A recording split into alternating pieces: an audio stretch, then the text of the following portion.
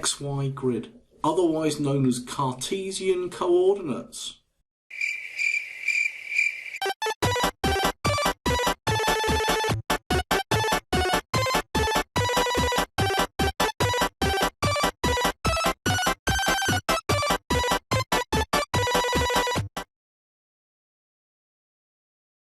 Okay then, so you should now have a working shark. I've just hit the green flag there, and now you can see the shark is biting away.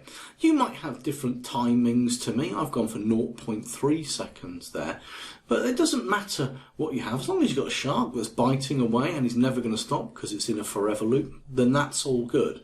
If you haven't got that, then maybe pause the video and just sort that one out. Now the thing is, in the game, eventually we have lots of fish sort of coming in left and right and swimming around, but we don't want a shark that's that big. It's too big for the game, so I'm just going to stop it. I'm going to give you one little thing that you can include. Maybe stop this video in a second and do that, but then we're going to show you how we can move the shark around the screen. I'm going to show you sort of one way that works but that makes the game really quite easy. Then I'm going to show you another way which perhaps you might say is less effective but actually makes the game more of a game. Just trust me on this one. So first of all, how do I make the shark smaller? Well, actually this is really quite straightforward, because over here where we've got the looks button here, if I click on that, then a little bit further down we have the two buttons here that say change size by 10 and set size to 100%. Now I've always found over the years that kids kind of get a little bit confused about which one to use. But the one we want is this set size to 100%, and I'm just going to glue that in there. So when the green flag is clicked, before the shark starts even doing any biting forever, we're going to change his size. Now if I press the green flag, nothing happens because he's at 100% of the size. But if I were to change this to say a 50, and then I go back and press the green flag, now he's a reasonable size for the game. Now I know where this game's going to go. Personally, I still think he's a bit on the big side for where this game is going to end up. So I'm going to change that, and I should stop it first. And I'm going to change that to a 30. And I'm going to press play. Now my shark, even though it's quite a small shark, we're going to have even smaller fish, don't worry. So here's the thing. We now want to make the shark, this task is all about controlling the shark. I want to show you one way which you can do it, but to me, as I said, even though it works really well, it doesn't make for a great game. And it's a really easy one to do. But what we want to do is this. We want to say, and the reason we're doing it this way is I can introduce the fact that we can have, if I do control events even, my apologies, you can have two sets of code that run when the green flag is clicked. In fact, you have lots of different sets of code. But what I want to do is nothing more than, if I get this block here which says go to random position, now you're probably thinking, what do you want that for? Well, because in random position, press the arrow, I can choose mouse pointer. And now you're thinking, oh, the mouse pointer is the cursor, so if I do this and press the green flag, Sharky's going up there because he tried to go to the mouse pointer and he's biting away. But now he's not following that mouse pointer because it only does it once. If, however, we told it to do it all the time or forever again, then actually press it and look, Mr. Sharky is following my mouse cursor around. Now, actually, that's quite cool, and in many games that's a useful tool.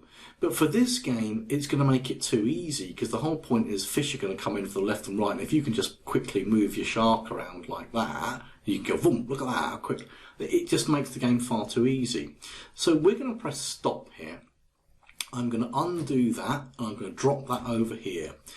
And then I'm going to give you options about how we're going to control this. Now I'm going to put shark back in the middle, and I'm also going to put a different stage on there just for a moment. So I'm going to add, go back to here, I'm going to choose a backdrop, and I'm going to choose this one all the way down the bottom. XY grid, otherwise known as Cartesian coordinates. Yeah, I never knew what those were either. It was only on some course a couple of years ago and someone said, oh, use your Cartesian coordinates, and everyone looked blankly, and then he went, the XY grid, and I was like, oh, why don't you say that then? Because he wanted to use big words to make himself sound superior. You'll come across that in life quite a lot. Here's the shark. Here, on the orange line here, is the x-axis. And here on the blue line is the y-axis. So if I want the shark to move to the right, I need to increase the value of x. If I want the shark to move to the left, I need to decrease the value of x. If I move it that way, it might be plus, well, it'd be plus 20, plus 10, plus 20, plus 30, plus 40, plus 50. If I move it this way, minus 10, minus 20, minus 30, minus 40, minus 50. The other way round is if I want it to go up, then I will be increasing the value of x, of y. Gosh, even I got my axes wrong. Increasing the value of y. Look, there's a y there. I don't know, can't even read. Y. See, he threw me with Cartesian coordinates. Dreadful man. Should never have tried to sound so fancy. Plus y, plus 10 on the y, plus 20 on the y, plus 30 on the y, plus 40 on the y, minus 10 on the y, minus 20. You get the idea. Plus x, minus x, plus y, minus y would make the shark move up and down. So, here's the thing. There are two options. Now, I have in events, I go to events, when space key is pressed. I could change that to maybe being the arrow keys. So if the right arrow key is pressed, what I can do in motion is that down here, I've got change x by 10. Now, I'm going to press go, and I'm going to hold down the right arrow. I'm going to press the, look at Mr. Sharky is moving all the way to the right. If I press the left arrow key, nothing happens, because there is no instruction when left arrow key is pressed. But here's the other thing. Now, there are two ways of doing this. I could make 4 blocks when left arrow key is pressed, change the x by minus 10. I could, if I didn't want it to go so much, I could say maybe 5 at a time. Let me just show you something. If I stop this, bring Mr. Shark all the way over here, and I'm going to press play, but I'm going to hold down my right mouse button. That's how quickly he goes across the screen, just by holding it down. Let's bring Mr. Shark back. Try to bring it back. Stop the game, put him back, and I'm going to make that 10. Now to prove the point, I'll make it 15. I'm going to press play. Now I'm going to hold the right mouse button down. Much faster. So the whole point of that is how much you change x by is how fast it's going to move. In this particular case, I think I'll leave it as 5.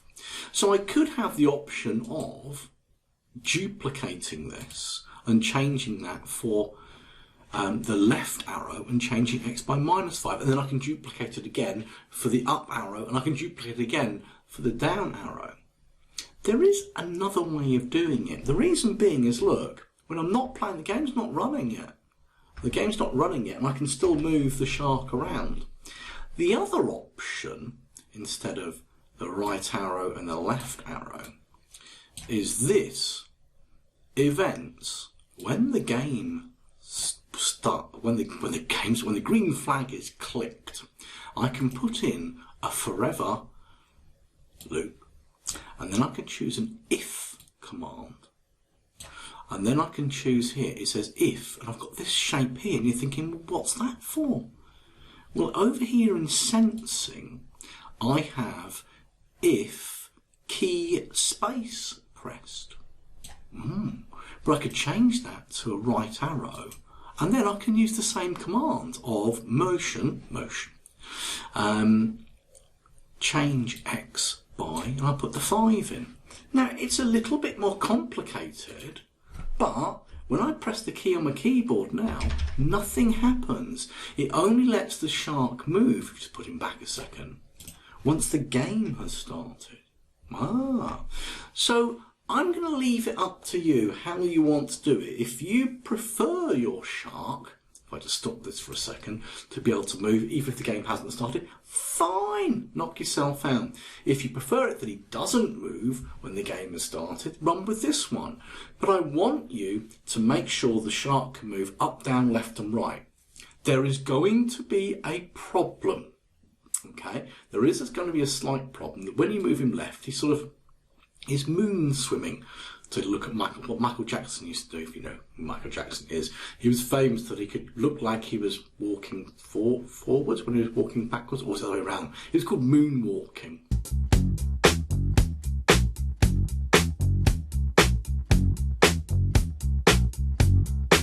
We'll solve that in the next video, but for the moment, just make the shark go up, down, left and right.